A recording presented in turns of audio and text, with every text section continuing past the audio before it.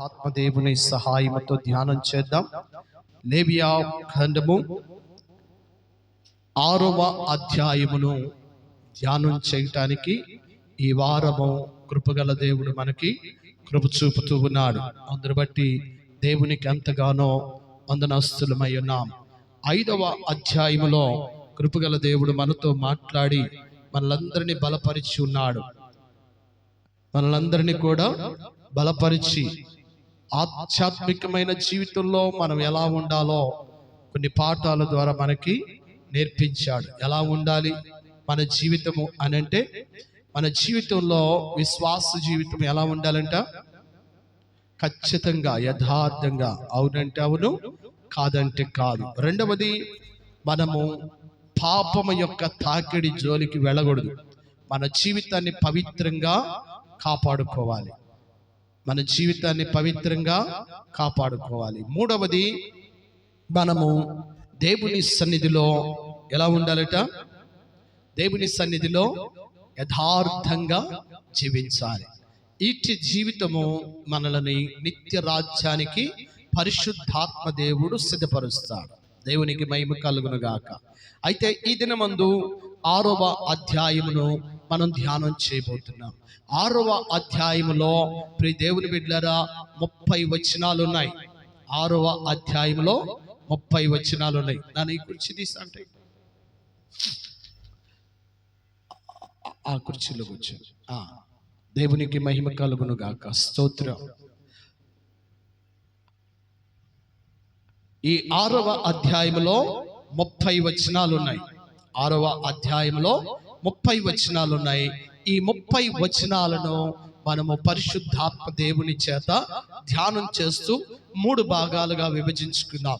3 భాగాలుగా విభజించుకొని ఈ 30 వచనాలు కూడా మనకు ఎలా ఉపయోగపడతాయి అంటే, ఈ లోకములో మనం జీవించటానికి, ఈ లోకములో విశ్వాస జీవితంలో మనం ముందుకు వెళ్ళటానికి ఎలా ఉపయోగపడతాయి. అర్థమైందా? వీటి ద్వారా దేవుడు మనం అన్న మాట ఏంటి? దీని ద్వారా మనం ఏం నేర్చుకోవాలి? దేవుని సన్నిధికి వస్తున్నాం, దేవుని సన్నిధిలోకి వస్తున్నాం, వాక్యాన్ని వింటున్నాం, వెళుతున్నాం. విని వదిలేసే వారిగా కాదు. సృష్టికర్త అయిన దేవుడు ఒక మానవుణ్ణి ఈ లోకములోనికి పంపించాడు అంటే, ఆ సృష్టికర్తకి ఒక ఉద్దేశం ఉంది. ఇదిగో నా చేతిలో ఉన్నటువంటి ఈ మొబైల్, ఈ సెల్ ఫోన్ను తయారు చేసిన వాడు ఒక ఉద్దేశంతో తయారు చేశాడు. అంతేకాని పనికిరాని వస్తువుగా తయారు చేయలేదు కదా. అవునా కదా? ఇది పనికొచ్చే దానిగా మనిషికి ఉపయోగపడాలని దీనిలో అనేకమైనటువంటి అవునా ఆ యాప్లను యాడ్ చేసి మానవుని వినుకులో ఉపయోగపడాలని ఈ వస్తువును తయారు చేశాడు. అలాగనే దేవుడు అయిన సృష్టికర్త అయిన దేవుడు మన నిర్మాణంలో కూడా ఒక ఉపయోగకరమైన పాత్రగా మనం ఉండాలని మనలను నిర్మించాడు.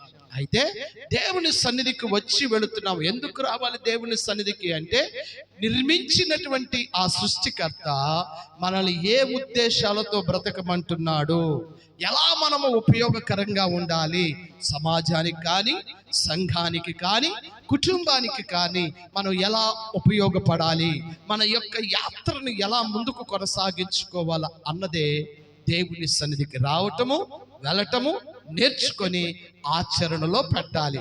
అయితే ఆ నేర్పించే పాఠమే ఈ పరిశుద్ధమైన గ్రంథము. Praise the Lord. ఈ పరిశుద్ధమైన గ్రంథం ఏం చేస్తుందంటే, మనకి పాఠాలను బోధిస్తుంది. అంటే ఆది యందు వాక్యముండెను, వాక్యము దేవుని యొద్ద ఉండెను, ఆ వాక్యమే దేవుడై ఉండెను. అంటే ఈ వాక్యము మనతో మాట్లాడుతూ ఉన్నది. అంటే మాట్లాడుతూ ఉన్నది సృష్టికర్త అయిన దేవుడు. Praise the lord. హల్లెలూయా.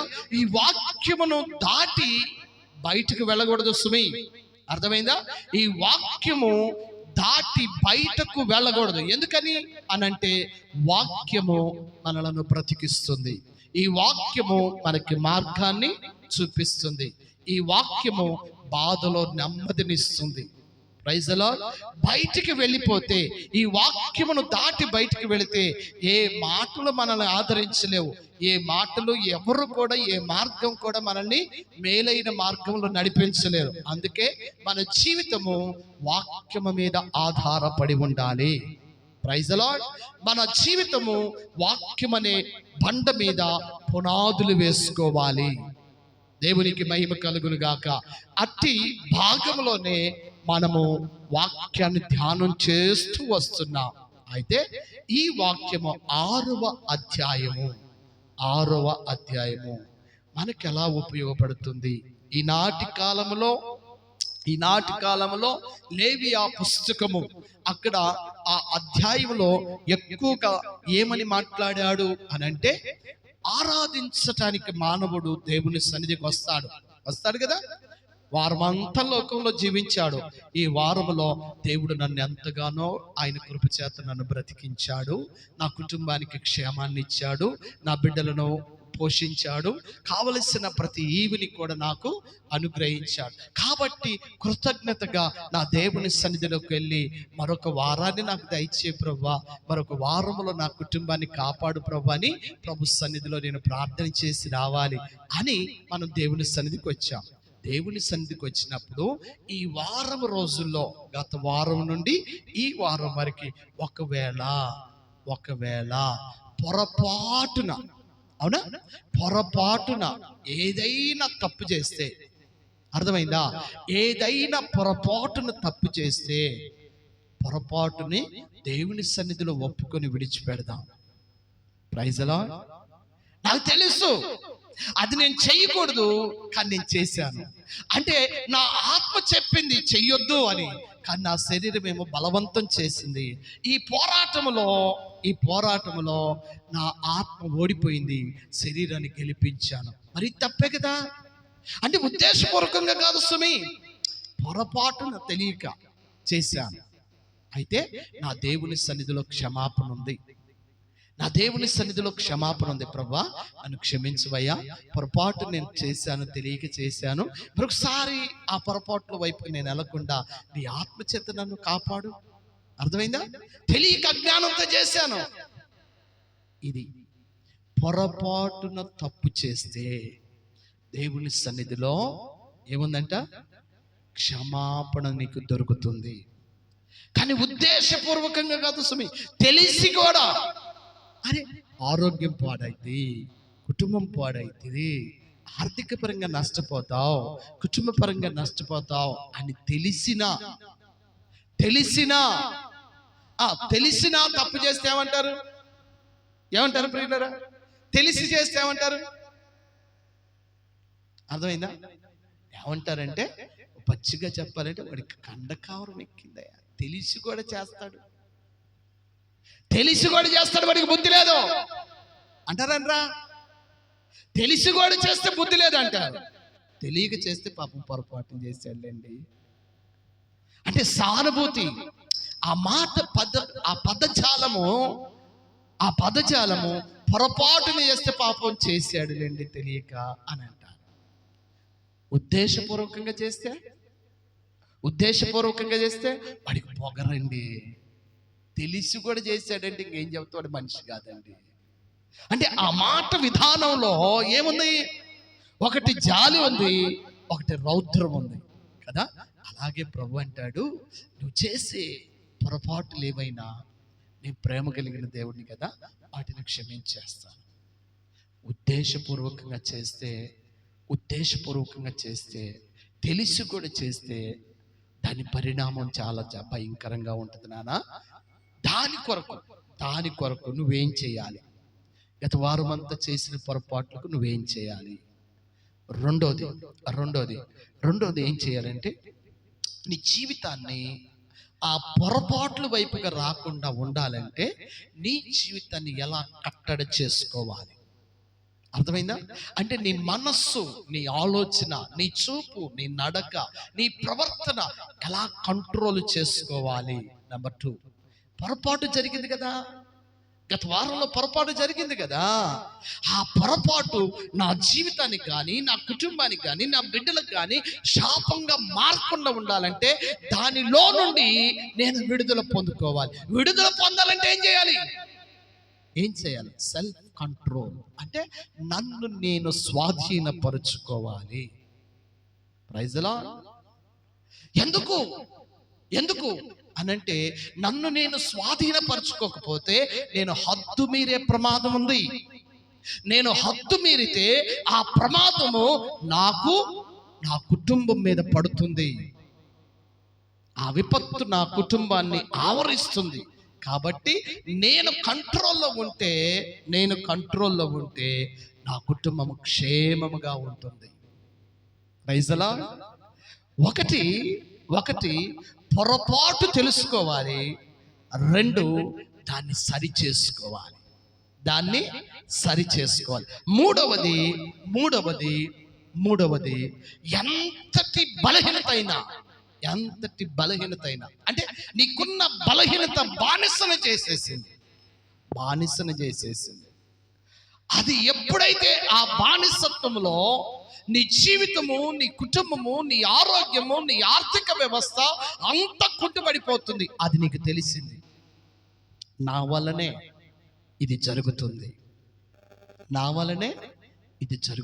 ఏం చేయాలి?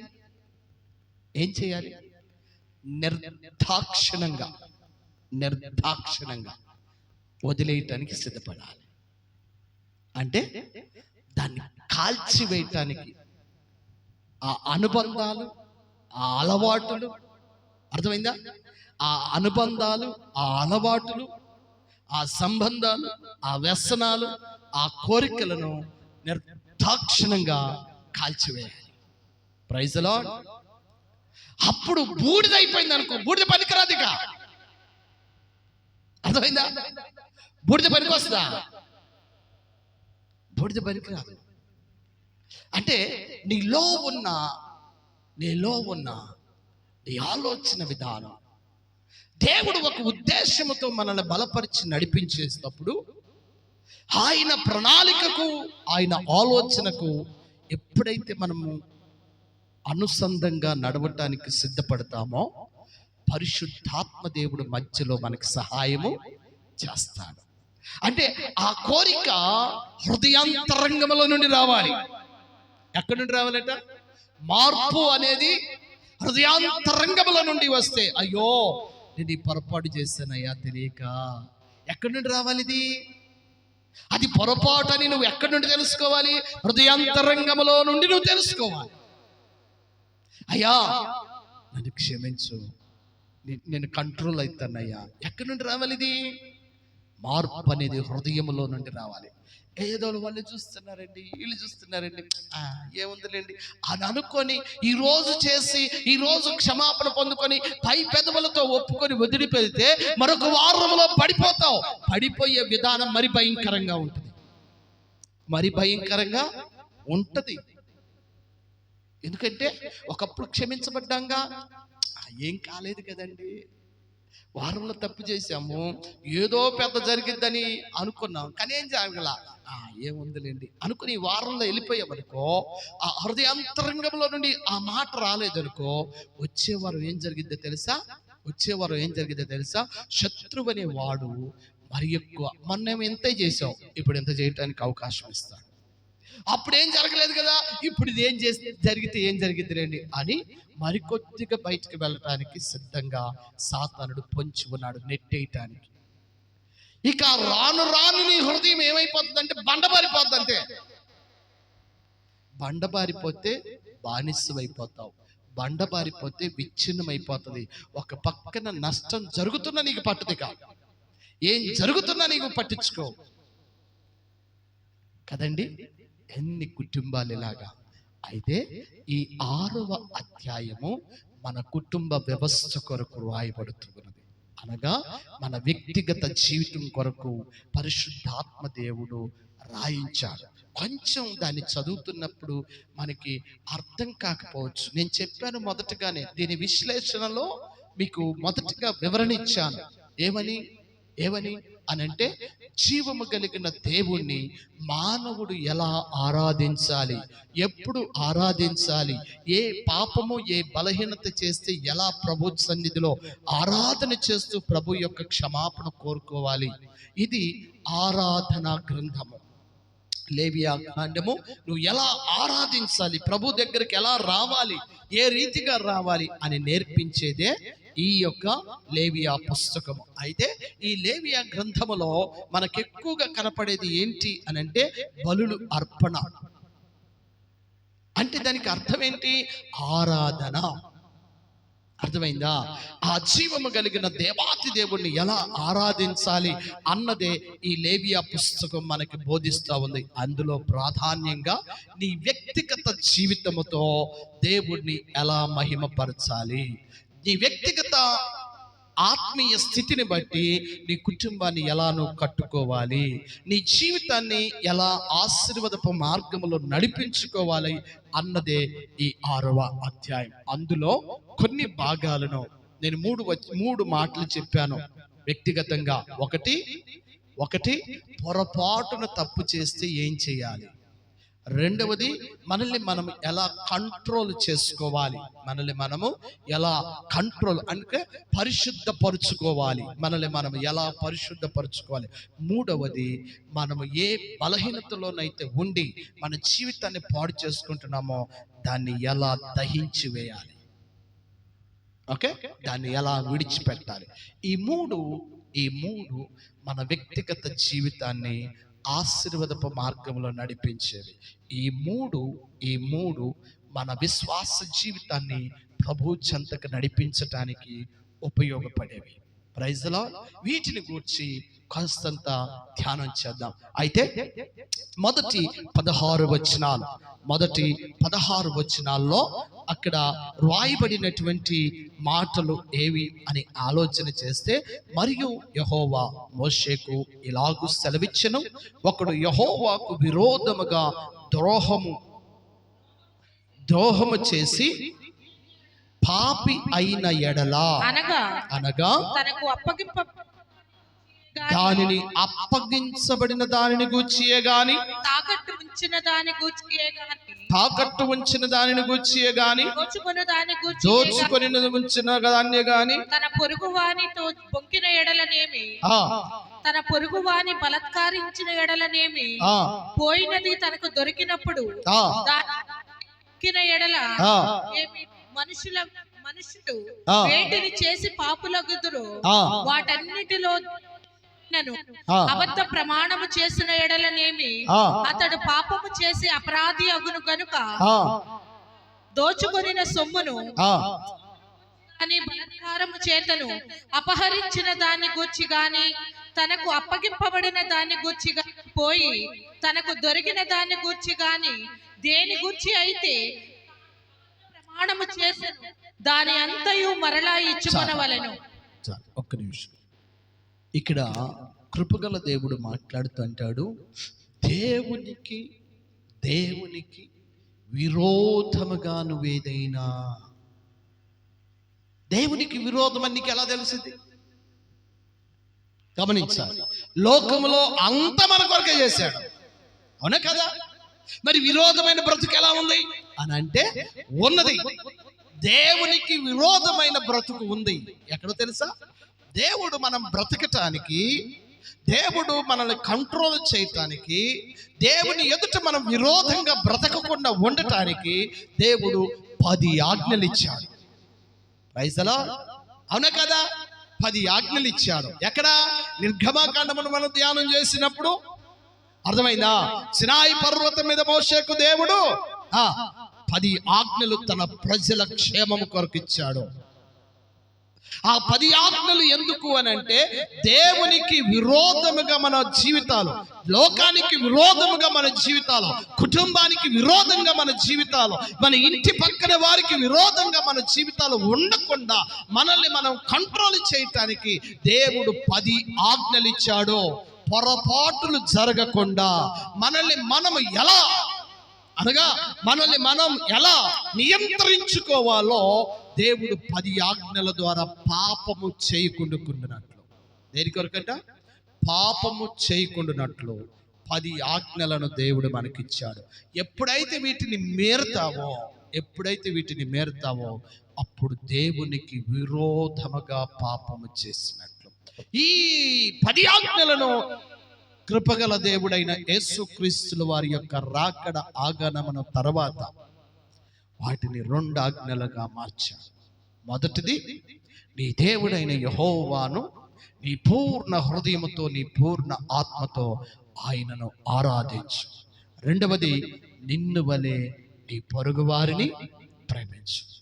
ప్రేమిస్తే దొంగతనం చేయలేవు, ప్రేమిస్తే అబద్ధం ఆడలేవు, ప్రేమిస్తే నరహత్య చేయలేవు, ప్రేమిస్తే 10 ఆజ్ఞల్లో ఏది నువ్వు తప్పలేవు.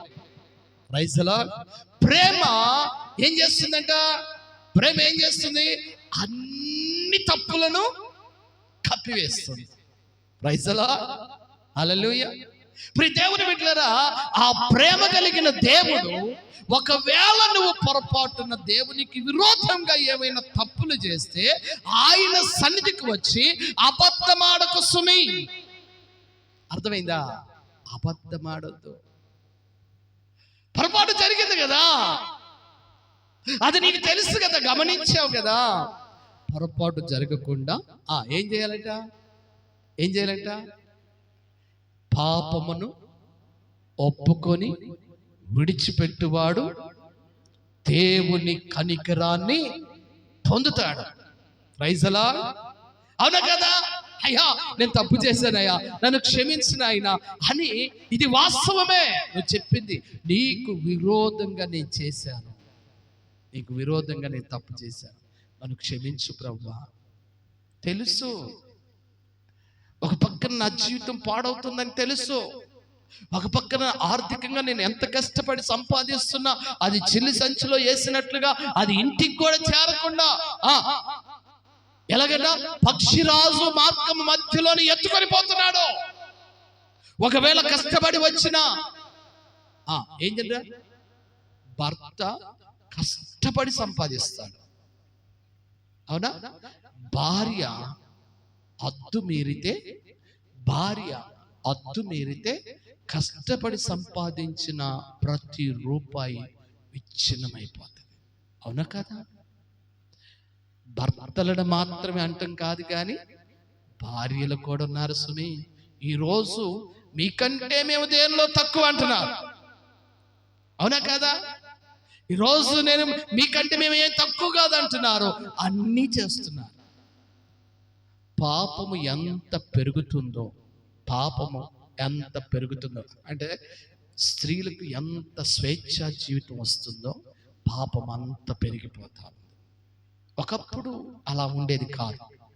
ఒకప్పుడు స్త్రీ పురుషుని చూస్తే భయపడేవారు, కుటుంబంలో భయం ఉండేది. వారికంటే పెద్దవారైతే, అవునా, అత్తమామలకు భయపడటం, తల్లిదండ్రులకు భయపడటం, అన్నదమ్ములకు భయపడటం, అవునా, ఇలా జరిగేవి. కానీ రోజు అవి లేవు. ఏమైనా ఒక చిన్న మాట అంటే ఎన్ని చట్టాలు ఉన్నాయో,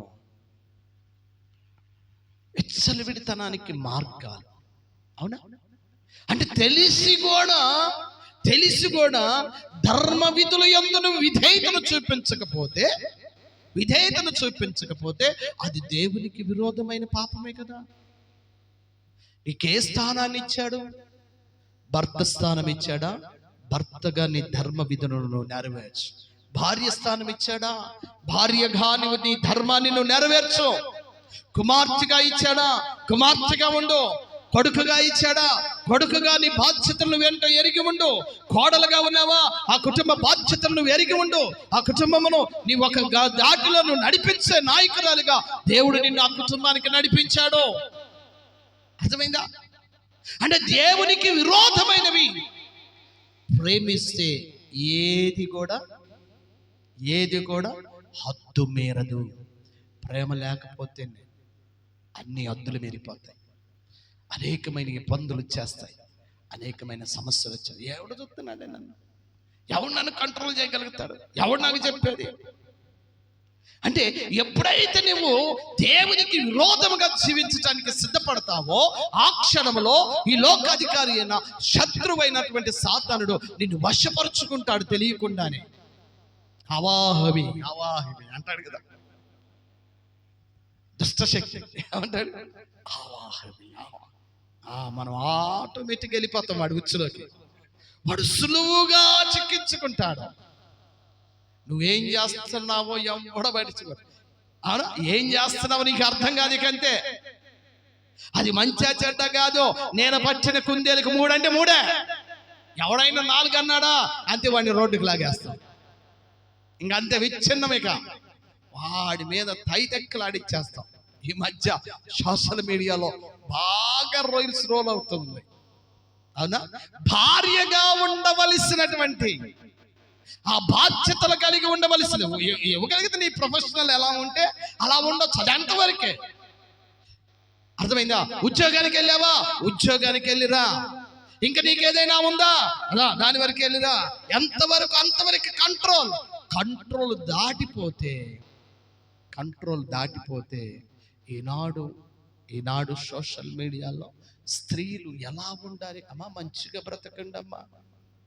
ఈరోజు వస్త్రధారణ హద్దు మీరిపోతా ఉంది. యవనస్తులు పాడైపోతున్నారు, కుటుంబాలు ఇచ్ఛిన్నమైపోతా ఉన్నాయి. అయ్యి ఎందుకు ఈ బ్రతుకంతా అని ఎవరో ఒక ఆయన చెప్పాడు.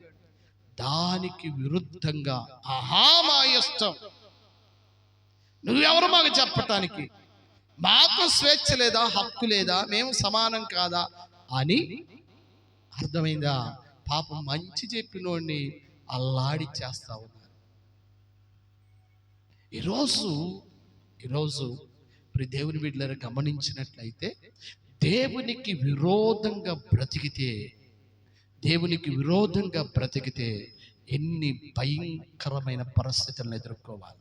అందుకే ప్రభు అంటాడు, నాయనా నువ్వు ఒకవేళ ఏదైనా విరోధంగా బ్రతికితే, నీ జీవితంలో విరోధమైన ఆలోచన అలవాట్లు వస్తే, అయ్యా ఈరోజు వచ్చింది కదా, ఈరోజు దేవుడు అవకాశం ఇచ్చాడు కదా, ఆరోగ్యాన్ని ఇచ్చాడు కదా, ఇప్పుడు ఏం చేయాలో తెలుసా?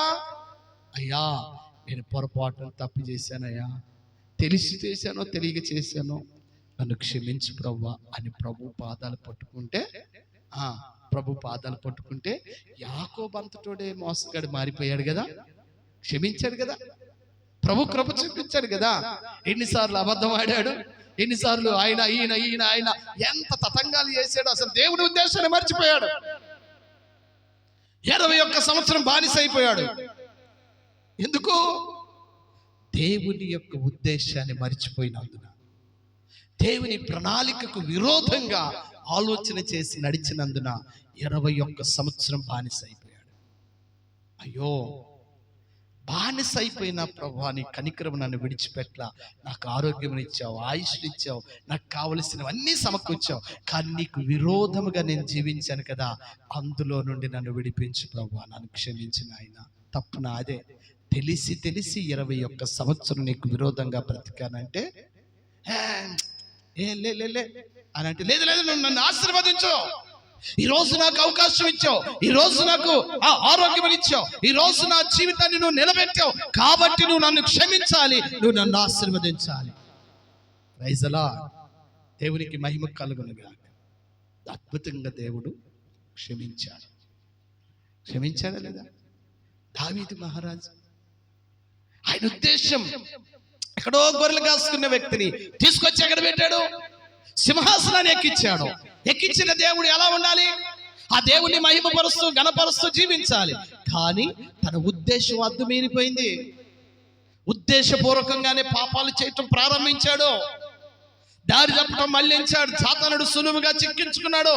కేవలం ఒక కంటి చూపుతో తన జీవితాన్ని కొలాప్స్ చేసేసుకున్నాడు.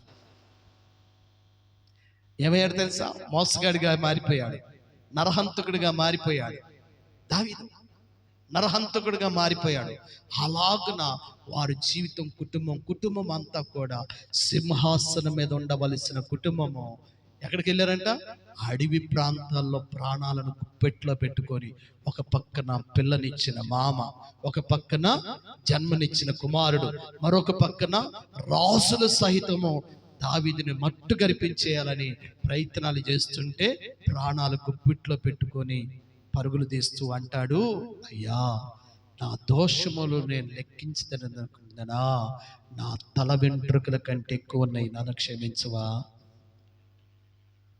హిస్సోపుతో నన్ను కడగవా?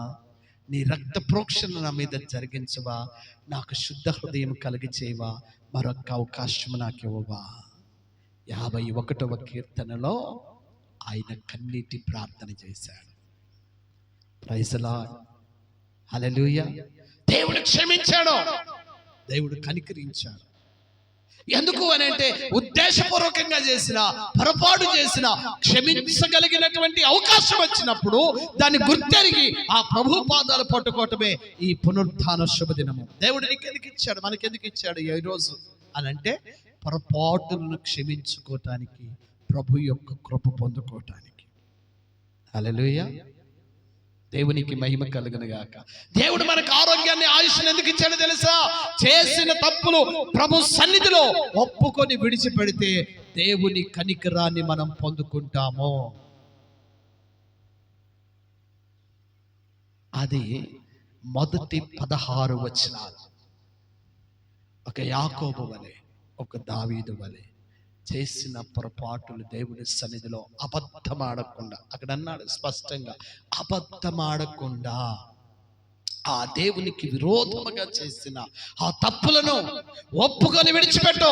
నా కనికరము నీకు సమీపముగా ఉన్నది, నా కృప నీకు సమీపముగా ఉన్నది. నీ కుటుంబాన్ని తిరిగి మరలా నేను నిలబెడతాను, నీ జీవితాన్ని తిరిగి మరలా నేను కడతాను, తిరిగి మరలా నిన్ను నేను ఆశీర్వదించి బలపరిచి నా ఉద్దేశ ప్రకారంగా నేను నిన్ను నడిపిస్తాను. ఈరోజు ఒప్పుకొని విడిచిపెడతావా?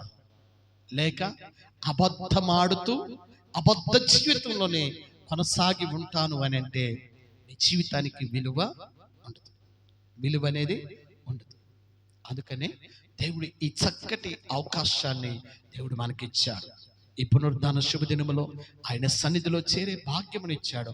ప్రభా నన్ను క్షమించిన ఆయన, నన్ను క్షమించి తండ్రి, నిజంగానే నేను అలా నీ ఉద్దేశానికి విరుద్ధంగా బ్రతకూడదు, కానీ బ్రతికాను, నన్ను క్షమించవా?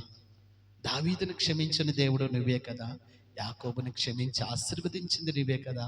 ఈ అల్పజీవిని కూడా క్షమించి కనికరించి నీ సాక్షిగా బ్రతికే ఒక్క అవకాశం దయచే.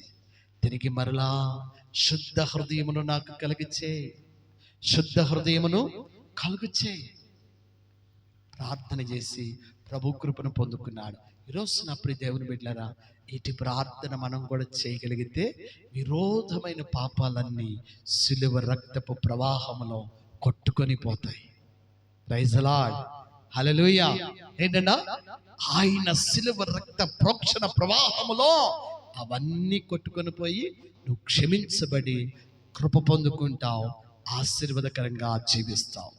మరి ఈరోజు దేవునికి విరోధంగా ఒకవేళ మనం బ్రతికితే దేవుడు అవకాశం ఇచ్చాడని గుర్తెరిగి ప్రార్థన చేయటానికి సిద్ధపడదాం. రెండవది 17 నుండి కొన్ని వచనాలు, 17 నుండి కొన్ని వచనాలు, 17 నుండి కొన్ని వచనాలు. దాన్ని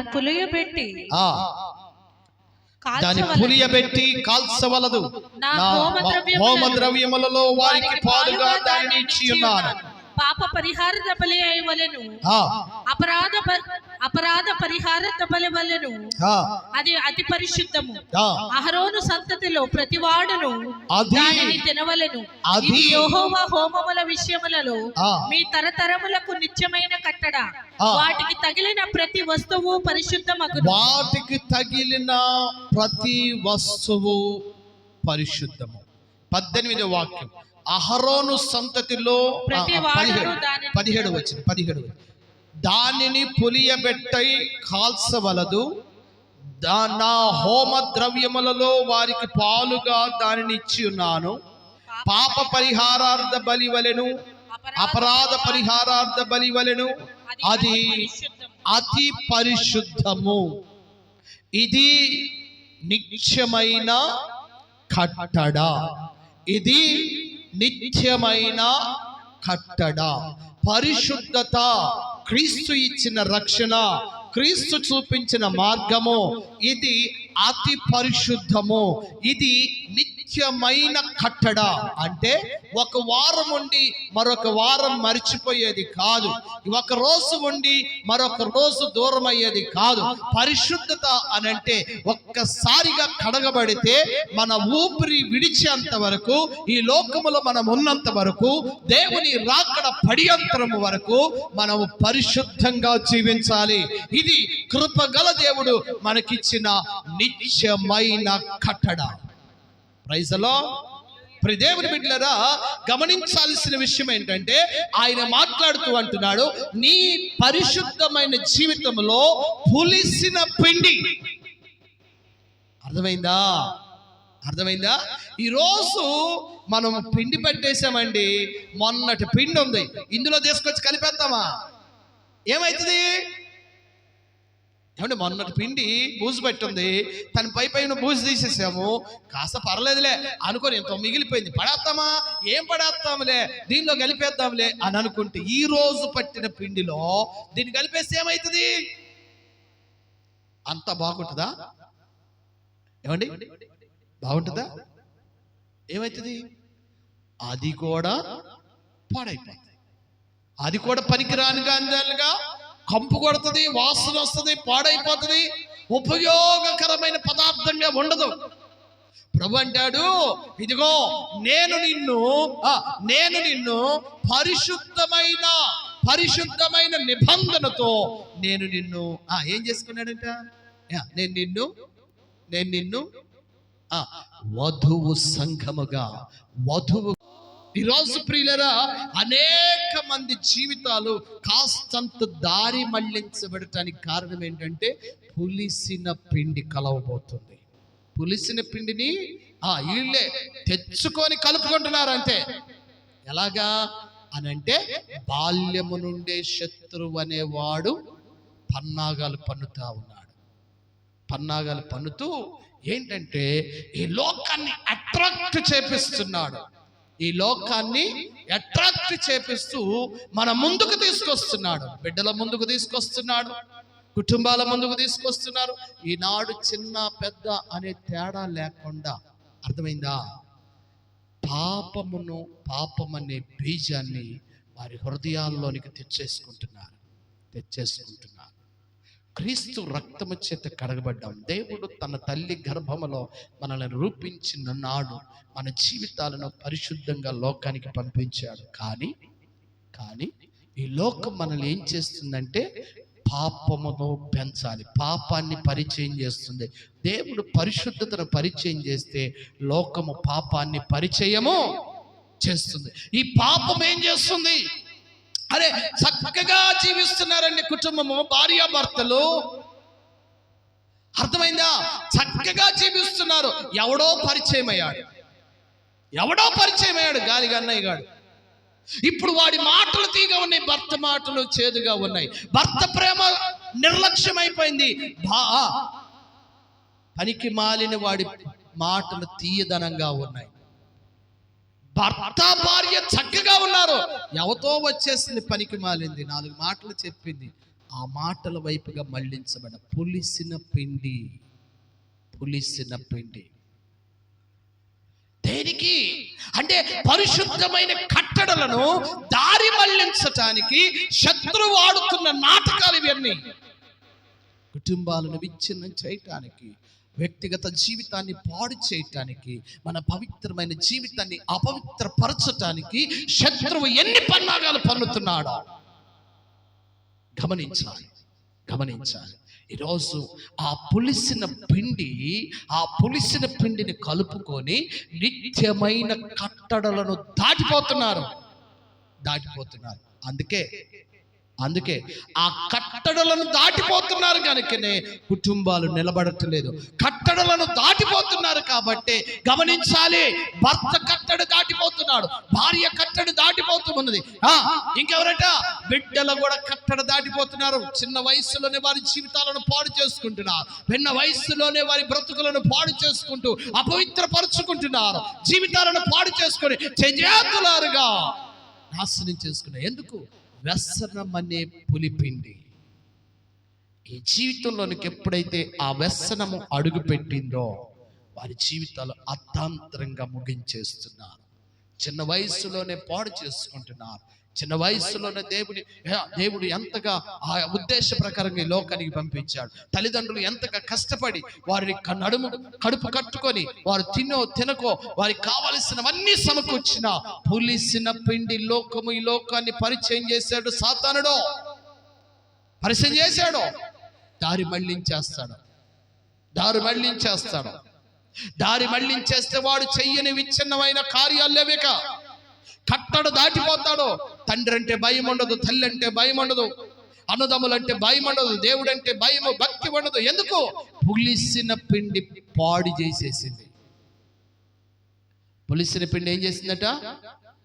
పాడు చేసింది. అంటే నిత్యమైన కట్టడ దాటిపోతూ ఉన్నారు. పాపములో పడిపోతున్నారు, పాపాన్ని పెంచేస్తున్నారు కాబట్టి ఈ పవిత్రమైన దేహము పులిసిన పిండి ద్వారా అన్ని చెడిపోయినాయి. పైనుండి కింద దాకా మొత్తం చెడిపోయినాయి. కనపడేవి ఇవి చెడిపోయింది. ఎప్పుడైతే కట్టడ దాటిపోయి పులిసిన పిండి మన హృదయంలోనికి వచ్చిందో, ఆ మంచి పిండిలో కలిసిపోయిందో, లోపల ఉన్నది కూడా పాడైపోయింది. అవునా కదా? భవిష్యత్తు పాడైపోయింది, బంగారు భవిష్యత్తు పాడైపోయింది. ఎంతగా ఆశలు పెట్టుకుని ఉన్నారో ఆశలు కోల్పోయారు. ఆరోగ్యం పాడైపోయింది, చదువు పోయింది, కుటుంబం పోయింది, భర్త పోయాడు, భార్య పోయింది. ఈరోజు ఎంతమంది అండి, ఎంతమంది సమాజం. అంటే మనం నేర్చుకోవలసిన కట్టడ, మనం ఉండవలసిన కట్టడ మనలో ఉండకపోతే ఆ పులిసిన పిండికి అవకాశం ఇస్తే మన జీవితాలు పాడైపోతున్నాయి కదా. అరే శాంసన్ ఒక ఉద్దేశం కదా దేవునికి. ఒక న్యాయాధిపతిగా ఉండాలి నువ్వు. కానీ ఒక్కటి మాత్రం గుర్తుపెట్టుకో, ఒక కట్టడి ఇస్తున్నా. ఏంటి ఆ కట్టడ? నీ క్షౌరమును ఎప్పుడు కూడా నీ తల వెంట్రుకల మీదకి మంగళ కత్తి రాకూడదు. ఎందుకు? నా అభిషేక బలమంతా నీ శిరస్సుపై ఉన్నది. ఎప్పుడైతే నీ సిరులను కట్ చేస్తావో అప్పుడు నీ బలము, నీ ఆత్మ, అంటే నా ఆత్మ నీకు దూరం అయిపోతుంది. ఓకే, అలాగే పెంచమని మనోహ తన భార్యకు చెప్పాడు. శాంసన్ యొక్క తల్లిదండ్రులు మనోహ తన తండ్రి, తన భార్య వాళ్ళకి చెప్పాడు, ఇదిగో నేను ఒక గర్భఫలాన్ని ఇస్తున్నాను కానీ తన పుట్టిన కానిది మొదలుకొని తన ముగించేంత వరకు తన యొక్క తల మీదకి మంగళ కత్తి రావద్దు. బలమైన అభిషేక ఆత్మ బలం అక్కడే ఉందంటే అలాగే పెంచారు. ఎందుకు అలాగా అని వారు ప్రశ్నిస్తే, నా ప్రజలకు న్యాయాధిపతిగా నేను ఆయన నియమిస్తున్నాను అన్నాడు. దేవునికి మహిమ కలుగును గాక. నా ప్రజలకు ఒక న్యాయాధిపతిగా అతను నియమిస్తున్నాను, అందుకే ఆయనను కొడుతున్నాడు మీ గర్భం ద్వారా అని అంటే వారు ఆనందించారు, సంతోషించి అలాగే పెంచారు. అలాగే పెరిగాడు. ఫిలిష్తీయుల గుండెల్లో గుబులు పుట్టించాడు. శత్రువులను పారదోలాడు. శాంసన్ వస్తున్నాడంటే గడగడలాడిపోయేవాళ్ళట. ఎందుకంటే ఈ చేత్తో ఒక 1000 మందిని, ఈ చేత్తో ఒక 1000 మందిని కొట్టేసేవాడంట. ఆయుధాలు లేకుండా కొట్టేసేసాడంట. అంతటి బలవంతుడు. దేవునికి మహిమ కలుగును గాక. ఎప్పుడైతే పులిసిన పిండి అనబడిన దెలీలాకు అవకాశం ఇచ్చాడో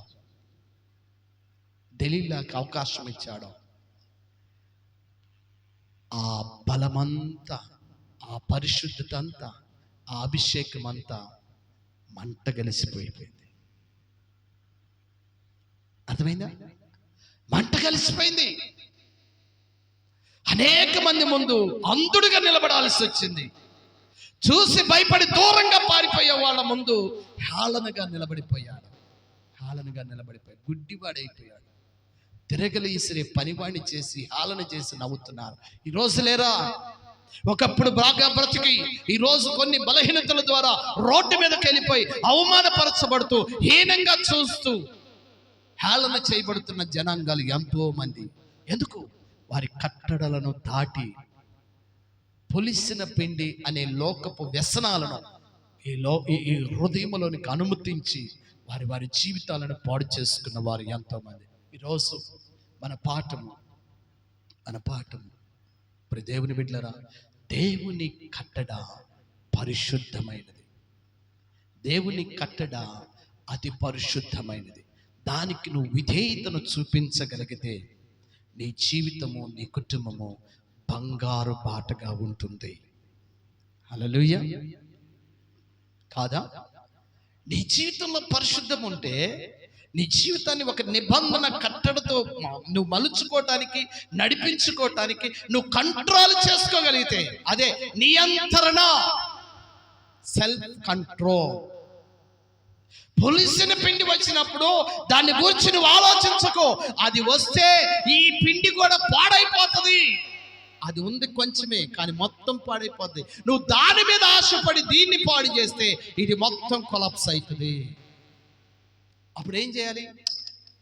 పని నష్టమైతే నష్టం జరిగింది, పడేయటానికి సిద్ధపడాలి. అలా పడేయటానికి సిద్ధపడకపోతే నీ జీవితం పాడైపోతుంది. అందుకోసమే దేవుడు సెలవిస్తా ఉన్నాడు, బాబు నానా, మీ జీవితాన్ని ఏ ఉద్దేశంతోనైతే నేను మీకు పంపిస్తున్నానో ఆ ఉద్దేశానికి మీరు కట్టుబడి ఉండండి. ఆ ఉద్దేశానికి నువ్వు ఎప్పుడైతే కట్టుబడి ఉంటావో ఆ కట్టుబాటి జీవితమే నిన్ను ఆశీర్వాదపు మెట్లు ఎక్కిస్తుంది. అదే శాంసోనుకు వచ్చిన శోధన యేషాబు కూడా వచ్చిందిగా, రాలేదా? వచ్చింది కదా. మరి ఈయన ఎందుకు చేజారిపోయాడు? ఆయన ఎందుకు కంట్రోల్లో ఉండగలిగాడు? ఆయన ఎందుకు సెల్ఫ్ కంట్రోల్ చేసుకున్నాడు అంటే, నా దేవుడు ఒక ఉద్దేశం కలిగి ఉన్నాడు. ఏంటి అని అంటే, ఇదిగో నన్ను అనేక మందికి ఆశీర్వాదకరంగా ఉంచుతానన్నాడు. Praise the lord.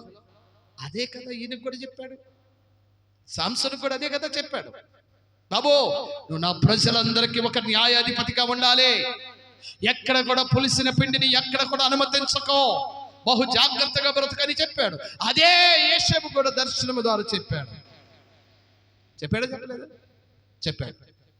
దాన్ని బట్టి ఈయన జీవితాన్ని మలుచుకోవటం ప్రారంభించాడు.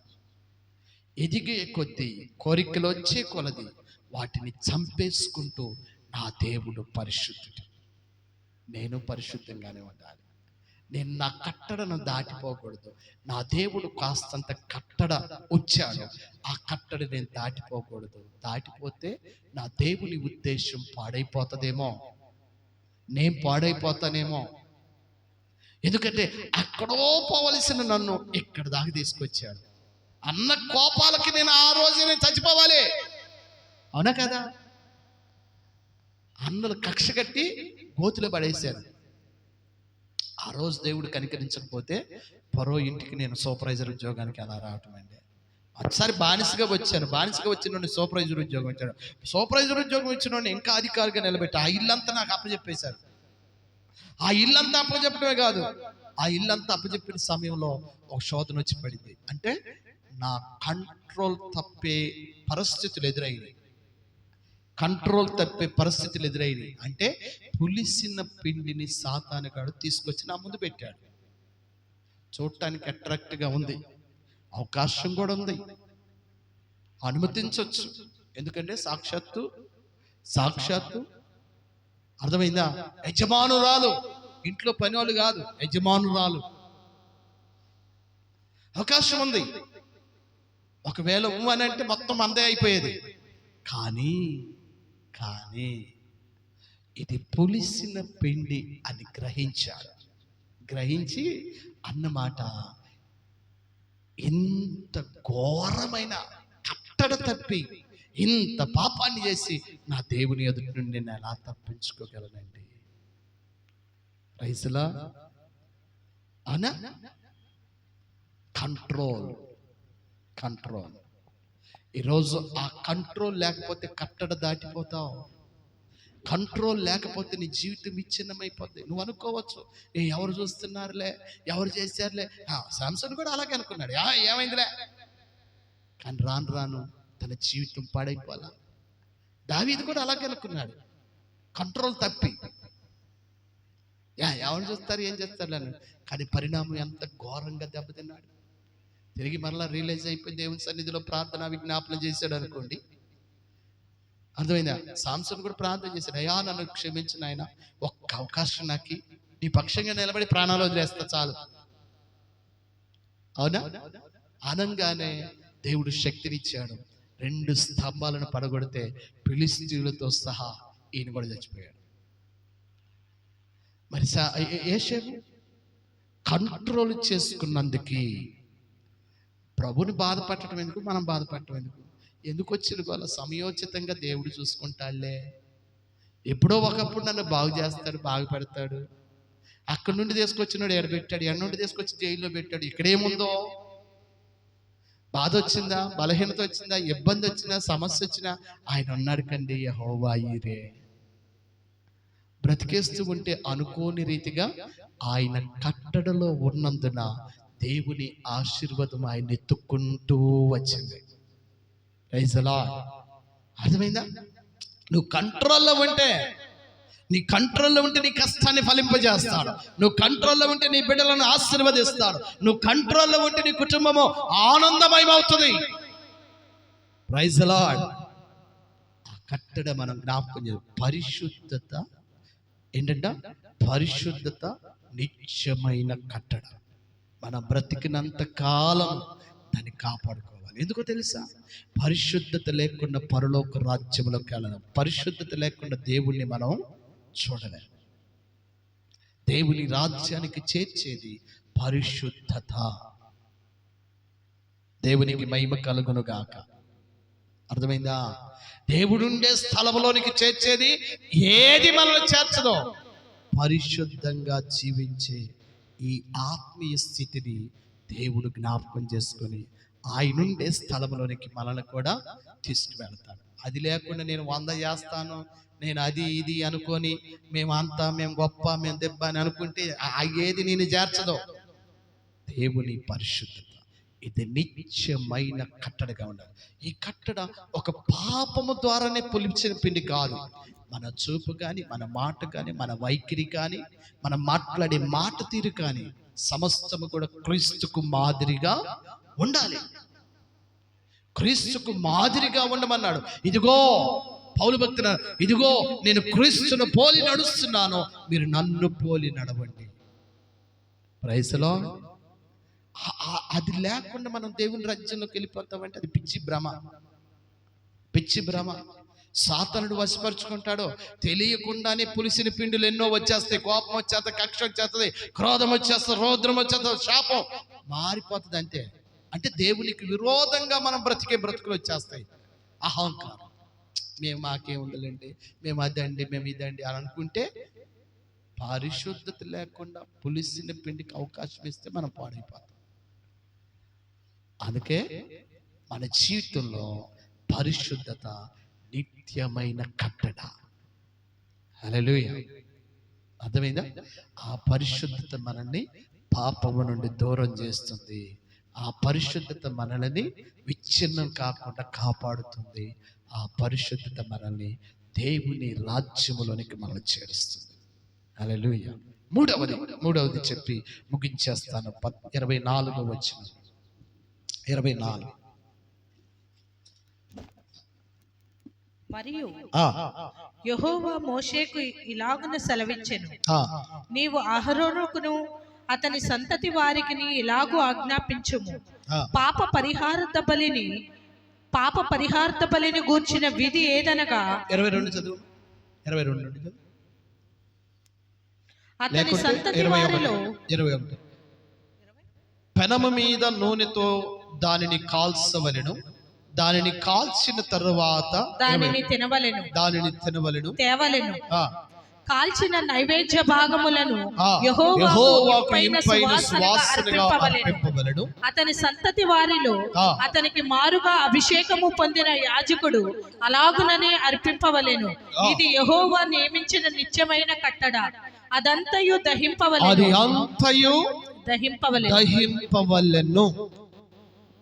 అక్కడ కింద వచనాలన్నీ చూస్తే ఎలా దహించాలి ఏంటి అనేది మనకు కనపడుతుంది. అయితే ప్రభు అంటాడు, యెహోవాకు ఇంపైన సువాసనగా మన యొక్క అర్పణ, మన యొక్క జీవితము దేవునికి ఇంపైన సువాసనగా ఉండాలి. సుమి, ఏమండి నేను రక్షణ పొందుకున్నానండి, నేను దేవుని సన్నిధిలో చేరానండి, నేను ఆ సంఘంలో సభ్యుడండి, ఈ సంఘంలో సభ్యుడండి అని నువ్వు దహించవలసినవి దహించకుండా, నువ్వు విడిచిపెట్టవలసినవి విడిచిపెట్టకుండా, క్రీస్తుకు మాదిరిగా నువ్వు జీవించకుండా నువ్వు ఎన్ని ప్రయత్నాలు చేసినా ఆ ప్రయత్నములో దేవునికి ఇంపైన సువాసనగా బ్రతుకు మనది ఉండదు. ఇది ఖచ్చితం. అర్థమైందా? ఏం చేయాలంట? దేవునికి విరోధమైనది మనలో, మనతో, మన జీవితంలో ఏది ఉన్నా దాన్ని దహించి వేయాలి. దహించి వేసి అప్పుడు మనల్ని మనం ప్రభుకి సమర్పణ చేసుకుంటే ఆ సమర్పణ ఇంపైన సువాసనగా ఉంటుంది దేవునికి.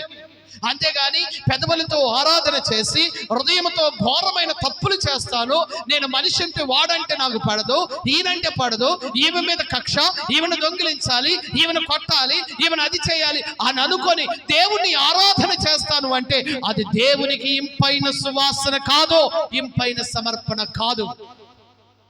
ఏదైతే ఉన్నదో సమస్తమును దేవుని సన్నిధిలో దహించి వేయాలి.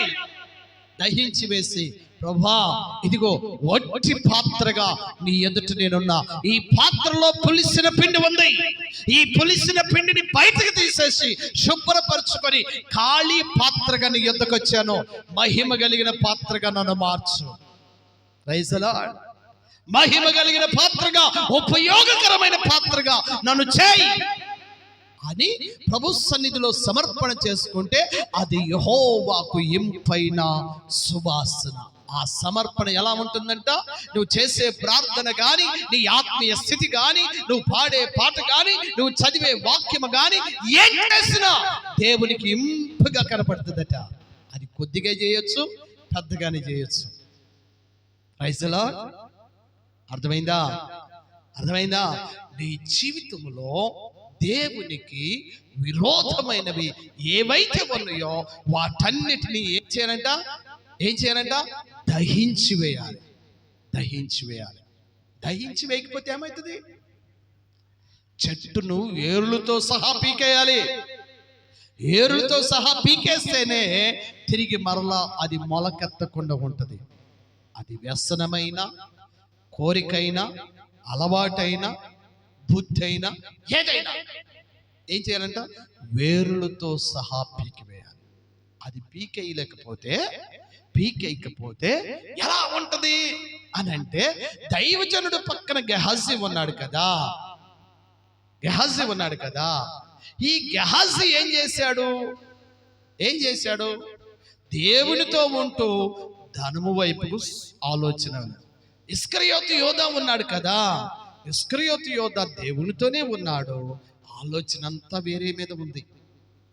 అననీయ సఫీరా ఉన్నారు,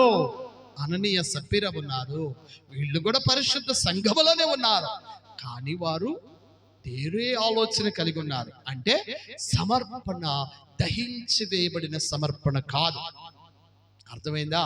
ఏదేను వనంలో ఎవరున్నారు? ఆదాము అవ్వలు ఉన్నారు, ఆశీర్వాదకరమైన స్థితిలో ఉన్నారు. కానీ సమయం వచ్చినప్పుడు దహించి వేయవలసిన మాటలను దహించి వేయలేదు. ఆ దహించి వేయలేదు కాబట్టి వారు దహించబడ్డారు. అర్థమైందా? ఎప్పుడైతే మనము ప్రభు సన్నిధిలో మనకున్నటువంటి దేవునికి విరోధమైన పులిసిన పిండి ఏదైతే ఉంటుందో దాన్ని పరిపూర్ణంగా తీసేసి, దేవా నన్ను వాడుకో, నన్ను నిలబెట్టు, నన్ను నడిపించు ప్రభు అని దేవునికి సమర్పణ చేస్తామో ఆ సమర్పణ దేవునికి ఇంపైనది. దాన్ని దహించి వేసి దాని వైపుకు తిరిగితే కుక్క తన వాంతుకు తిరిగినట్లుగా నేను తిరగకుండానట్లు, ఇదిగో నాయన ధన సంపద ఉంది, సమృద్ధి ఉంది, వాటిని పెంటవలే పోల్చుకొని దేవుని కొరకు సమర్పణ చేసుకొని సమస్తాన్ని గ్రహించి సమర్పణ చేసుకున్న మోషే, సమర్పణ చేసుకున్న అపోస్తలుడైన పౌలు, భక్తుడైన లూకా, దేవుని బిడ్డలారా, వారి కలిగినది అంతయు భయంకరమైన వేశ్య రాహాబు ఎప్పుడైతే దేవుని సన్నిధిలో దేవుని మాటలు విన్నదో తన జీవితంలో ఉన్న వాటన్నిటిని దహించి వేసింది. పాపములో పట్టుబడినటువంటి స్త్రీ ఎప్పుడైతే క్రీస్తు ఎదుటకు వచ్చిందో, ఎప్పుడైతే క్రీస్తు దాన్ని క్షమించాడో, ఇక మీదటి పాపం చేయకుండామో అని ఎప్పుడైతే చెప్పాడో, అక్కడ నుండి తన జీవితంలో ఉన్న ప్రతి దానిని దహించి వేసి సాక్షిగా నిలబడింది. ఈరోజు నా ప్రియ దేవుని బిడ్డలారా, కృపగల దేవుడు నిన్ను నన్ను అడుగుతూ ఈ ఆఖరి పునరుద్ధాన శుభదినము 2026 సంవత్సరము జనవరి మాసములో ఆఖరి వారం, నా ప్రభు అంటాడు, నీవు దహించి వేయబడిన అనుభవంలో నువ్వు ఉన్నావా? దహించి వేయబడిన సమర్పణ జీవితమేనా? దహించి వేయబడిన ఆరాధనేనా నీది? అంతేకాని కుళ్ళు కుతంత్రాలు నీలో ఉన్న పాత రోత జీవితంతోనే ప్రభు సన్నిధిలో ఉండి నేను కూడా దేవుని బిడ్డనని సంకలు కొట్టుకుంటే అది దేవునికి ఇంపైన సువాసన కలిగిన కాదు. నీకు 100 తెలిసి ఉండొచ్చు, దహించి వేయబడిన అనుభవంలో నువ్వు లేకపోతే ఆ ఆరాధన దేవునికి ఇంపైనది కాదు. అర్థమైందా? మన విశ్వాస జీవితము దేవుడు ఒక ఉద్దేశంతో నడిపిస్తున్నాడు. ఎవ్వడికి లేని గొప్ప భాగ్యం ఏంటంటే చక్కటి ఆరోగ్యాన్ని దేవుడిచ్చాడు. ధనవంతుడికి లేదు ఈ ఆరోగ్యం, జ్ఞానవంతుడికి లేదు ఈ ఆరోగ్యం, ఏదో ఒకటి బలహీనత ఉన్నది. కానీ దేవుడు నిన్ను చక్కటి ఆరోగ్యాన్ని ఇచ్చాడు, చక్కటి కుటుంబాన్ని ఇచ్చాడు, చక్కటి భార్యనిచ్చాడు, చక్కటి భర్తనిచ్చాడు, మిమ్మల్ని ప్రేమించి చక్కటి కుటుంబ వ్యవస్థని బిడ్డలనిచ్చాడు. అప్పుడు నువ్వు ఎలా ఉండాలి? బిడ్డల భవిష్యత్, కుటుంబ భవిష్యత్ ప్రియులారా గమనించాలి. ఒక్కడ తప్పు చేస్తే కుటుంబం అంతా విచ్ఛిన్నమైపోతుంది. ఒక్కడ దారి తప్పి యోనా ఆ పడవలో ఎక్కితే పడవలో ఉన్న ప్రతి ఒక్కరికి విపత్తు వచ్చింది. అవునా?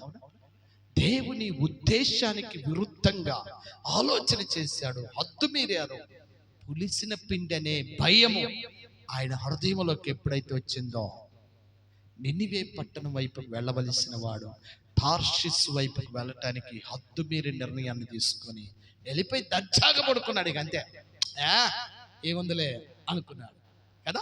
మన జీవితంలో కూడా ఎన్నో సందర్భాల్లో ఎవరు చూస్తారు, నాకేంట్లే, ఎవరు చూడలేదులే అనుకొని కొనసాగుతూ ఉంటుంది. చాప కింద నీరులాగా పాపం వెళ్ళిపోతూ ఉంటుంది. కానీ దేవుడు చూస్తూ ఏం చేశాడు? ఒక పెద్ద తుఫాన్ రాగానే ఇప్పుడు ఈ తప్పు చేసింది కదా, ఈయనకు వచ్చిందా బాధ? ఈయన దర్జాగా నిద్రపోతున్నాడు. ఇప్పుడు బాధపడేది ఎవరు? ఆందోళన చెందింది ఎవరు? నిద్ర లేకుండా మేలుకున్న వాళ్ళు, అమ్మో ఏమైపోతుంది, మనం బ్రతుకుతామా, ఈ వాడ నడిరేట్లోనే మునిగిపోద్దా, ఏమైపోతుంది, మీ దేవుడిని మీరు ఆరాధించండి, ఎవరు దేవుడిని వారు ఆరాధించండి అని అంటే అందరూ ఆరాధన చేస్తున్నారంట. కానీ ఆగట్లేదు. అరే ఎట్లా? ఎవడో తప్పు చేశాడు మనలో. ఎవడు చేశాడయ్యా అంటే, అయ్యా మనం అందరం బాగానే ఉన్నాను, వాడు నిద్రపోతున్నాడు. ఏంటేంటి ఇంత భయంకరమైనటువంటి శోధన వస్తుంటే ఎలా నిద్ర పడుతుంది? వాడు హ్యాపీగా నిద్రపోతున్నాడట. అర్థమైందా? చూడండి ప్రియులరా, ఎప్పుడైనా తప్పు చేసిన వాడు ఏం చేస్తాడు తెలుసా? అని అంటాడు. పాపం యథార్థంగా బ్రతికేవాడికి భయం ఎక్కువ. అవునా కదా? వాడు ఎందుకనంటే వాడు అన్నిటిని తెగించేశాడు. నిర్భయంగా ఉంటాడు అంతే, పోతే పాని అన్నట్టుగా. కానీ జాగ్రత్త కలిగిన వాడు ఎప్పుడు ఏమొస్తుందో, ఎటు నుండి ఏమొస్తుందో అని భయపడతా ఉంటాడు. అవునా? నాకు భయం లేదు, వెళ్ళిపోయి దర్జాగా నిద్రపోతున్నాడు. ఒక పక్కన అటు ఇటు వాడ కొట్టుకుంటుంది, వీళ్ళేం గోల చేస్తా ఉన్నారు, అయినా పట్టింపు లేనటువంటి వాడిగా. గమనించాలి. తప్పు చేసేవాడు భర్త బాధపడుతున్నాడని కూడా పట్టించుకోరు. తప్పు చేసేవాడు భార్య బాధపడుతుందని కూడా పట్టించుకోరు. అరే, తప్పు చేసేవాడు బిడ్డలు అల్లాడిపోతున్నారు కదా అని వారి రోదన కూడా పట్టించుకోరు. అవునా? నిశ్చంతగా పాపము చేస్తూ, అర్థమైందా, లోకంలో బ్రతుకుతూ మళ్ళీ ఇంటిలో వచ్చి జాగపడుకుంటారు. దేవునికి విరోధమైంది కదా. విపత్తు వచ్చేస్తుంది, వస్తే కుటుంబం అంతా కూడా చల్లా చెదిరైపోతుంది, ఊగిసలాడిపోతుంది అంతే. ఒక్క తప్పు వలన, ఒకడి తప్పు వలన, ఒక ఆమె తప్పు వలన, ఒక్క కుటుంబంలో ఒకరు తప్పిపోవటం వలన కుటుంబానికి చుట్టూ ఉన్న వారందరూ బాధ అనుభవించాలి. అక్కడ యోనా వలన వాడలో ఉన్న వారందరూ భయభ్రాంతులైపోతే అప్పుడు తెలిసింది, ఎవడి ద్వారా వచ్చిందంటే వీడి ద్వారా వచ్చింది. ఏం చేద్దాం ఇప్పుడు? అయ్యా, నా ద్వారానే తప్పు వచ్చింది కాబట్టి, నా ద్వారానే ఈ విపత్తు వచ్చింది, నేను దేవునికి విరోధంగా కట్టడ తప్పాను, పరిశుద్ధతను తప్పాను, దేవుని యొక్క నిబంధన తప్పాను కాబట్టి నా వలనే వచ్చింది. నన్ను కట్టి చెరువులో వేసేసేయండి, నన్ను కట్టి సముద్రంలో వేసేసేయండి. అర్థమైందా? కట్టి నన్ను లేపేసేయండి, మీరైనా సుఖంగా ఉంటారు. అంటే బలహీనతను కట్టి కాల్చేసేయాలి. అయితే మళ్ళీ చూడకూడదు. సుమి, వదిలేసావా, విడిచిపెట్టావా? పాత సహవాసాలు, పాత స్నేహాలు, పాత అలవాట్లు, పాత స్నేహితులు అనుకొని ఏమోలేండి ఎప్పుడో కలిసిన దూరంగా పారిపో. దొరకక సుమి. ఎవడైనా సరే ఒకప్పుడు వాళ్ళ వల్లే మన జీవితం పాడైపోయింది, ఒకప్పుడు వాళ్ళ వల్లే మన జీవితం అంటుకట్టిపోయింది, ఒకప్పుడు వాళ్ళ వల్లే మన జీవితం ఇలాగనే స్థితిలోకి వెళ్ళిపోయింది. ఇప్పుడు కాస్తంత నిలబడుతున్నావు, తిరిగి మరలా వాడు వస్తాడు, శత్రువు అనేవాడు. సాతాను గడి పంపిస్తాడు, రేపు మీ స్నేహితుడు ఎక్కడ ఉన్నాడు, మీ స్నేహితురాలు అక్కడ ఉంది, ఎలాగో తెలుసుకొని వచ్చా మనం ఎక్కడో గుట్టుగా బతికేస్తా ఉంటాం. అర్థమైందా? ఎలాగో తెలుసుకొని వస్తారు. ఎందుకు తెలుసా? ఎందుకు వస్తారు? తిరిగి మరలా నిన్ను విపత్తుల పాలు చేయాలి. ఎందుకంటే దేవుని మహాకృపలో నువ్వు ఉన్నావుగా, ఆ కృప నుండి నిన్ను తప్పించడానికి సాతానుడు పన్నాగాలు పడతాడు. అప్పుడు మనం వెంటనే రియలైజ్ అవ్వాలి, ఎంతటి అందగత్తి అయినా, ఎంతటి అందగాడైనా, ఎంతటి వ్యసనమైనా, ఎంతటి అలవాటైనా ఏం చేయాలి? నువ్వెవరువో నాకు తెలియదు అనాలి. అంటే దహించి వేయటం, కాల్చేసినోడు మళ్ళీ వెనక్కి తిరిగి చూడడం. అర్థమైందా? అలా మన జీవితం ఉండాలంట. అప్పుడు అవకాశం వచ్చినా వదులుకొని దేవుని వైపు చూస్తే అప్పుడు దేవుడు ఆయనకి ఇంపైన సువాసన. అదే యేషేబు జీవితంలో, మోషే జీవితంలో, అర్థమైందా, పౌలు జీవితంలో ఇవన్నీ వాళ్ళకి ఇంపైనవే, వాళ్ళకు ఉపయోగపడినవే. పెంటవలే ఏర్చుకొని కాల్చేసి వచ్చేసారు అంతే. దేవుడు వారి యొక్క ఇంపైన సువాసనను చూసి వారిని అద్భుతంగా ఆశీర్వదించాడు. దేవునికి మహిమ కలుగునుగాక. ఈరోజు నా ప్రియ దేవుని బిడ్డలారా, మన సమర్పణ ఎలా ఉండాలంట? అగ్నితో దహించి వేయబడిన శుద్ధ సువర్ణముగా ఎప్పుడైతే మనము దేవునికి సమర్పణ చేసుకొని దైవ మార్గములో నడవటానికి సిద్ధపడతామో, ఆ అర్పణతో కూడిన యాత్ర దేవునికి ఇంపైన సువాసన. Praise the Lord. నీలో ఏముండాలంట? పరిశుద్ధం అనేది నిత్యమైన కట్టడగా ఉండాలి.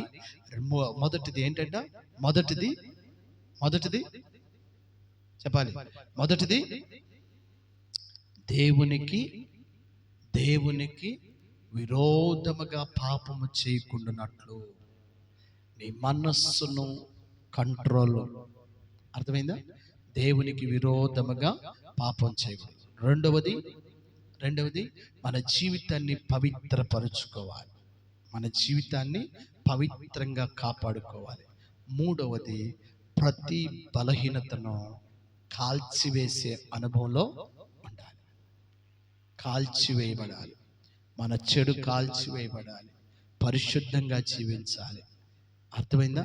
దేవుని చిత్తాన్ని గ్రహిస్తూ మనం నడవాలి. అలా నడిస్తే దేవునికి ఇంపైన సువాసనగా మనం ఉంటాం. మనం ఇంపైన సువాసనగా మనం ఎప్పుడైతే అర్పించుకుంటామో ఈ అర్పణ అనేక మందికి ఆశీర్వాదకరంగా మారుతుంది. Praise the Lord. అది నువ్వు సమర్పణ చేసుకుంటే ఒకవేళ నీ జీవితంలో ఆశీర్వాదం లేదేమో, ఆ నిత్యమైన కట్టడి ఏం చేస్తుందంటే నీ కుటుంబాన్ని నడిపిస్తుంది. ఆ కుటుంబంలో ఉన్న వారు లేవనెత్తబడతారు. Praise the lord. వారు ఆశీర్వాదకరంగా మారుతారు. ఎందుకని అంటే నువ్వు వేసిన బాట, నువ్వు చూపించిన మార్గము నీ బిడ్డలకు అది. దాని నుండి వారు తొలగిపోరు. అప్పుడు వారు ఆశీర్వాదకరంగా ఒక మంచి ఉద్యోగస్తుడిగా, అర్థమైందా, ఒక మంచి ఉన్నత స్థాయిలోనికి దేవుడు వారిని తీసుకెళ్తాడు.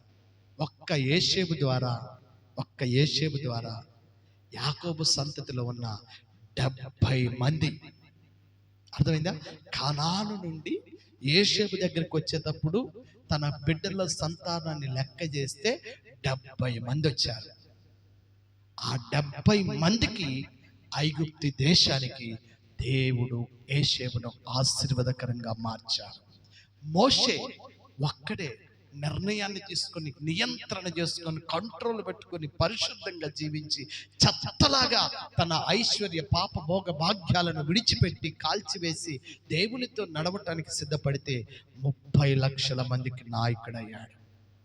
Praise the lord. హల్లెలూయా. పౌలు భక్తుడు తనకున్న ఉద్యోగాన్ని, తనకున్న రాజరికాన్ని, తనకున్న హోదాని, తనకున్న ఆస్తి అంతస్తులను అన్నిటిని విడిచిపెట్టుకొని క్రీస్తుకు సమర్పణ చేసుకొని ఆయన మార్గంలో నడవటానికి సిద్ధపడితే అనేక సంఘాలకు స్థాపకుడిగా దేవుడు నిలబెట్టాడు. అనగా అపోస్తలులుగా పిలువబడిన వారిలో ప్రథమ స్థానాన్ని దేవుడిచ్చాడు. దేవునికి మహిమ కలుగును గాక. Praise the Lord. ఈరోజు నా ప్రియ దేవుని బిడ్డలారా, అయ్యో నేను సమర్పణ చేసుకుంటే నాకేం వస్తుంది, నేను దేవునితో ఉంటే నాకేం వస్తుంది, నన్ను ఎవరు చూస్తున్నారు, ఎలా నా జీవితం అనే ఆలోచన, అనేకపరమైన కలవరాలు వద్దు. ఆకాశమునందున్న దేవుడు చూస్తున్నాడు. నీ ప్రయాస అంతటిని, నీ సమర్పణ అంతటిని, నీ ఆత్మీయ పరిశుద్ధతను అంతటిని కూడా దేవుడు చూస్తున్నాడు. ఆయన అన్యాయస్తుడు కాదు. ఆయన నమ్మకమైన వాడు. ఆయన పరాక్రమము కలిగిన దేవుడు. ఆయన నిన్ను ఆశీర్వదించుటకు శక్తివంతుడు. Praise the Lord. ఈరోజు ఈ నిర్ణయాన్ని బట్టి నీ జీవితాన్ని ముందుకు నడిపించుకోగలిగితే అద్భుతంగా ఇతరులను నడిపించిన దేవుడు మనల్ని కూడా నడిపిస్తాడు. ఆయన ఉద్దేశ ప్రకారంగా జీవించడానికి మనం సిద్ధపడితే ఆయన ఉద్దేశ ప్రకారంగా మనల్ని కూడా ఆశీర్వాదపు మార్గంలో నడిపించి ఆయన ఉండే స్థలంలోనికి మనలను సిద్ధపరుస్తాడు. ఆ కృప దేవుడు మనందరికి అనుగ్రహించి బలపరిచి నడిపించును గాక. ఆమేన్. దేవుడి కొద్ది మాటలను మన హృదయ వినికిడిలో ఆశీర్వదించి ఫలింప చేయును గాక. ఆమేన్. ఒకటి, మన జీవితంలో మనం ఎలా బ్రతకాలి? ఎలా బ్రతకాలంట? దేవునికి దగ్గరగా. 2, పరిశుద్ధంగా బ్రతకాలి. 3, దహించి వేయబడిన సమర్పణతో జీవించాలి. అప్పుడు దేవునికి ఇంపైన సువాసనగా మనం ఉంటాం. దేవుని కరుణాహస్తము మన మీదకి వస్తుంది. కొన్ని సమస్యలు వచ్చినా, కొన్ని ఇబ్బందులు వచ్చినా, కొన్ని బలహీనతలు ఎదురైనా, కొన్ని సందర్భాల్లో ఒంటరితనం ఎదురైనా, ప్రతి దేవుని బిడ్డలారా, మన జీవితంలో నిత్యమైన కట్టడగా ఉండాలి. ఈ నిత్యమైన కట్టడగా ఉంటేనే ఆశీర్వదించబడిన భక్తులు వారి జీవితంలో నిత్యమైన కట్టడకు సమర్పించుకున్నారు. కాబట్టి ఎన్నో సమస్యలు వచ్చాయి, ఎన్నో ఇబ్బందులు వచ్చాయి, ఎన్నో వేదనలు వచ్చాయి, కానీ వారిలో పరిశుద్ధత తొలగిపోలేదు. వారిలో వారిలో దహించి వేయబడిన సమర్పణ దూరం కాలేదు, దేవునితో నడవటము దూరం చేసుకోలేదు. ఈ మూడింటి విషయాల్లో వారు కట్టుబడి ఉన్నారు కాబట్టి అద్భుతమైన దీవెనను పొందుకున్నారు. మన దేవుడు అన్యాయస్తుడు కాదు, మనల్ని కూడా అదే మార్గంలో నడిపిస్తున్నాడు కాబట్టి ఆయన నమ్మకమైన వాడు. నువ్వు నమ్మకంగా దేవునితో నడవు, నమ్మకంగా నీ పరిశుద్ధతను కాపాడుకో, నమ్మకంగా దహించి వేయబడిన సమర్పణలో నువ్వు ఉండు. అద్భుతంగా ఒకనాటి దినములో తగిన సమయంలో దేవుడు నిన్ను హెచ్చిస్తాడు. Praise the lord. తగిన సమయంలో నీ కార్యాలు నెరవేరుస్తాడు. తగిన సమయంలో దేవుని కరుణాహస్తం నీ మీదకు వస్తుంది. అంతవరకు ఆయన బలిష్టమైన రెక్కల కింద దీన మనస్సుతో కనిపెట్టుకొని ప్రార్థన చేయి. సమర్పణలో ఉండు, దేవునితో నడు, నీ పరిశుద్ధతను కాపాడుకుంటూ నీ విశ్వాస జీవితాన్ని ముందుకు నడిపించు. అదే దేవునికి ఇంపైన సువాసన. ఆ సువాసన చూసిన దేవుడు తప్పక నిన్ను ఆశీర్వదిస్తాడు, తప్పక నిన్ను స్థిరపరుస్తాడు, తప్పక నీ కుటుంబాన్ని హెచ్చిస్తాడు. ఆ కృప దేవుడు మనందరికి అనుగ్రహించి నడిపించును గాక. ఆమేన్. చిన్న ప్రార్థన చేద్దాం. ప్రేమ కలిగిన తండ్రి, దయగలిగిన పారక్షక, మహోన్నతుడా, నీకు వందనాలు, స్తుతులు, స్తోత్రాలు ప్రభువా. ఈ 6వ అధ్యాయం ద్వారా మీరు మాతో మాట్లాడిన ప్రతి మాటను బట్టి నీకు స్తోత్రాలు నాయన. అయ్యా, 6వ అధ్యాయంలో వ్యక్తిగత మా జీవితముల గురించి మీరు మాట్లాడారు. వ్యక్తిగతంగా ఈ లోకంలో మేము ఎలా బ్రతకాలో, మీతో మేము ఎలా నడవాలో, మా సమర్పణ ఎలా ఉండాలో, మా పరిశుద్ధత ఎలా కాపాడుకోవాలో సూటిగా తేటగా మాతో మాట్లాడిన దేవుడు నాయన. తండ్రి, మీ ఆలోచన ప్రకారంగా మీ చిత్తాన్ని నెరవేరుస్తూ ఒక మంచి సమర్పణలో మా ఆత్మీయ మనుగడ కొనసాగించుటకు పరిశుద్ధాత్మదేవ సహాయమును దయచేయండి నాయన. ఇది మొదలుకొని నీ రాకడ పర్యంతరం వరకు మేము ఈ లోకములో ఉన్నంత వరకు మీ చిత్తానుసారంగా జీవించడానికి సహాయమును దయచేసి విత్తబడిన వాక్యం అనేటువంటి విత్తనాలు మా హృదయం అనేటువంటి పొలములో 30 60 100 ఫలింపజేసి నీ నిత్య రాకడ కొరకు సిద్ధపడే ఒక గొప్ప సమూహముగా మమ్మలను సిద్ధపరచండి నాయన. అయ్యా, ఇది మొదలుకొని రాకడ పర్యంతరం వరకు కుడికి కానీ ఎడమకు కానీ త్రొట్టుబాటు లేకుండా ఒక నిత్యమైన కట్టడలో మా ఆత్మీయ మనుగడ కొనసాగుటకు సహాయమును దయచేయమని సర్వశక్తి కలిగిన యేసయ్య పేరిట అడిగి వేడుకొని పొందున్నాము తండ్రి. ఆమేన్.